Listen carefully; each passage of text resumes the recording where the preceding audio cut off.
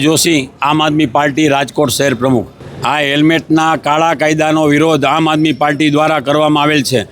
આ કાયદો સિટીમાં ખરેખર જરૂરી નથી। 30ની સ્પીડથી વધારે ગાડી ચાલતી નથી, એમ છતાં પણ આ લોકો કાળો કાયદો લાવે છે અને આવા કાળા કાયદાનું અમલ આમ આદમી પાર્ટી કે રાજકોટની પ્રજા કરવા માંગતી નથી।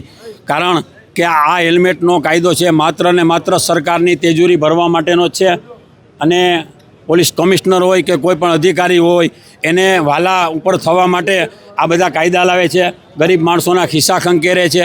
તમારા જો માથાની કિંમત હોત તો આ બ્રિજ ન પડ્યો હોત, તમારા માથાની જો કિંમત હોત તો સ્કૂલની છત ન પડી હોત, તો શું અમારે બાળકોને હવે હેલ્મેટ પહેરાવીને મોકલવાના?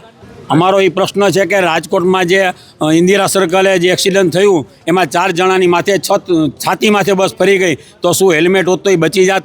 તમારે ખરેખર અમારી માથાની જો કિંમત હોય તો ઉઘરાણા શા માટે? હેલ્મેટ કેમ નથી આપતા? અને આ રાજકોટમાં નહીં, હાઈવે ઉપર રાખો તમે, બરાબર છે, ત્યાં ઓવર સ્પીડમાં જે ગાડી જતી હોય।